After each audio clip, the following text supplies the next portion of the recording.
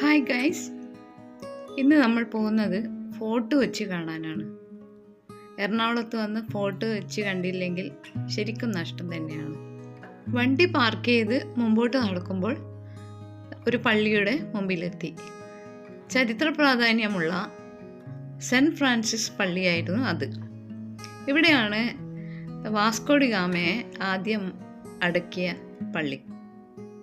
തൊട്ടടുത്തായി പലതരം വസ്ത്രങ്ങൾ വിൽക്കുന്ന, അതായത് ഇന്ത്യനും വിദേശീയനും ആയിട്ടുള്ള ഒരുപാട് കടകൾ. വഴിയരികിൽ കുറേ ഇരിപ്പിടങ്ങൾ കാണാം. ചരിത്രങ്ങൾ ഉറങ്ങുന്ന ഒരുപാട് ബിൽഡിങ്സ് കാണാം. പല ചരിത്ര സ്മാരകങ്ങളും മ്യൂസിയങ്ങളും സന്ദർശകരെ ആകർഷിക്കുന്നു. ഫോർട്ട് കൊച്ചിയിൽ വന്നാൽ ഒരുപാട് കാര്യങ്ങൾ കാണാനുണ്ട്. ഈ ബിൽഡിങ് അസിസ്റ്റൻറ്റ് കളക്ടറുടെ ഓഫീസാണ്. ഇനി നമുക്ക് ഫുട്പാത്തിലൂടെ ഒന്ന് കറങ്ങാം. ഇതാണ് ചീനവല.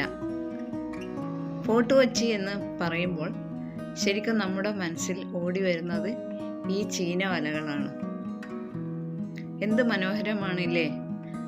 ഇവിടെ പല ചിത്രകാരന്മാരും ഇരുന്ന് ചിത്രം വരയ്ക്കുന്നതൊക്കെ കാണാം.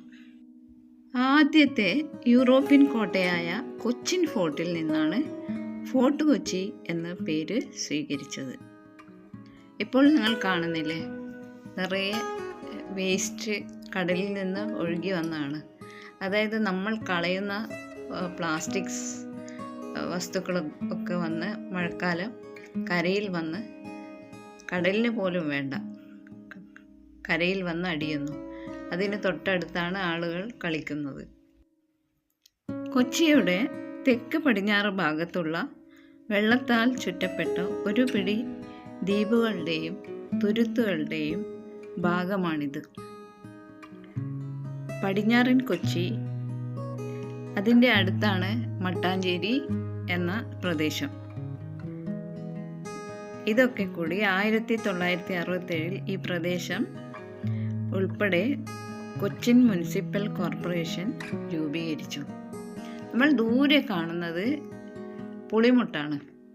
ഇവിടെ നല്ല ആഴമുണ്ട്. പലരോടും നേരത്തെ പറഞ്ഞിട്ടുണ്ട് ഈ ആഴമുള്ള സ്ഥലത്ത് നിന്ന് കളിക്കരുതെന്ന്. ഇവിടെ നിന്ന് നോക്കിയാൽ ദൂരെ വലിയ കപ്പലുകൾ നിർത്തിയിട്ടിരിക്കുന്നത് കാണാം. അത് കാണുമ്പോഴേ നമുക്ക് മനസ്സിലാക്കാം ഇത്രയും വലിയ കപ്പലുകൾ നങ്കൂരമിട്ട ഈ സ്ഥലത്ത് എത്രമാത്രം ആഴം ഉണ്ടെന്ന്. ഇനി നമ്മൾ മുമ്പോട്ട് നടക്കുമ്പോൾ, അതായത് ഈ വഴിയോര കാഴ്ചകൾ കാണാം. കുട്ടികളെ ആകർഷിക്കാനും വലിയവരെ ആകർഷിക്കാനുമുള്ള ഒരുപാട് സാധനങ്ങൾ രണ്ട് സൈഡിലായി നിരത്തി വെച്ച് വിൽക്കുന്നുണ്ട്.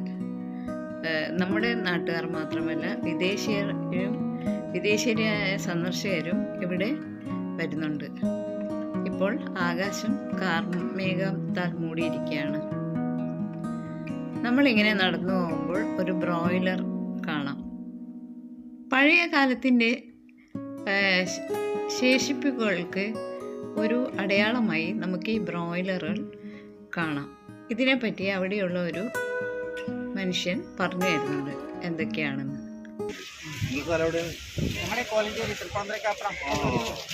അതാണ് കൊച്ചിയുടെ മഹാത്മ്യം. ആരെങ്കിലും അറിയാതെ ആയിരക്കണക്കിന് ഏക്കറാണ്ട് മണ്ണിട്ടാണ് നികത്തി കപ്പൽ ചെയ്തു.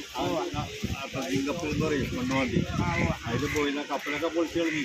500-600 വർഷമൊക്കെ ആയി. അതിൻ്റെ ബോയിലറാണത്. ഈ കരിയിട്ടിങ്ങനെ കപ്പലുണ്ടായിരുന്നത് ട്രെയിൻ പോലെ. അത് പോസ്റ്റിലെ മണ്ണ് വാങ്ങിയിട്ട് കൂട്ടുകൊണ്ട് വെച്ചു. അതിൻ്റെ ആ ബോയിലറാണ്.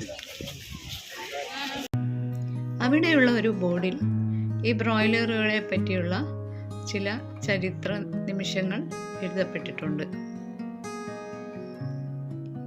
വേറെയാണെങ്കിൽ ഇവിടെ വിദേശീയരായ ഒരുപാട് ആളുകളെയും നമുക്ക് കാണാം.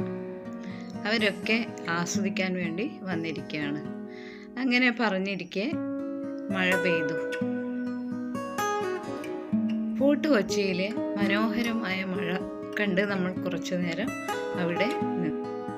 പൈതൃകവും സംസ്കാരവും കൊണ്ട് സമ്പന്നമാണ് ഫോർട്ട് കൊച്ചി. ഫോർട്ട് കൊച്ചിയുടെ ബാക്ക്ഗ്രൗണ്ടിൽ ഒരുപാട് സിനിമകൾ നമ്മൾ കണ്ടിട്ടുണ്ട്. ഇനി അങ്ങോട്ട് പോകാൻ വയ്യ, മഴ ശക്തിയായി പെയ്യുന്നുണ്ട്. അതുകൊണ്ട് തന്നെ നമ്മൾ തിരിച്ച് വീട്ടിലേക്കുള്ള യാത്രയിലാണ്.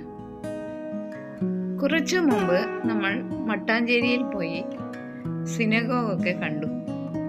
അപ്പോൾ അതിൻ്റെ തൊട്ടടുത്താണ് ഈ ഫോർട്ട് കൊച്ചി ഇരിക്കുന്നത്. അതും കൂടെ കാണാം. മാത്രമല്ല ഈ ചീനമല കാണുമ്പോഴൊക്കെ ഞാൻ വിചാരിക്കാറുണ്ട് എന്തെങ്കിലും ഫോർട്ട് കൊച്ചി കാണാൻ പോകണമെന്ന്. അത് വിശദമായി കാണണം. പക്ഷേ ഇന്നും നടന്നില്ല. ഇനി മറ്റൊരവസരത്തിൽ വന്ന് വീണ്ടും കൊച്ചിയുടെ ഈ ചരിത്രമുറങ്ങുന്ന ഈ മണ്ണിലൂടെ ഒന്നുകൂടെ നടക്കണം. നമ്മൾ വീണ്ടും യാത്ര തുടർന്നു. കായലിൽ നിർത്തിയിട്ടിരിക്കുന്ന ബോട്ടുകളൊക്കെ കണ്ട് സന്തോഷമായി നമ്മൾ തിരിച്ചു വന്നു. അപ്പോൾ ഫ്രണ്ട്സ്, ഞാൻ മറ്റൊരു വീഡിയോയുമായി ഞാൻ ഉടനെ തിരിച്ചു വരുന്നതാണ്. അതുവരേക്കും ഗുഡ് ബൈ.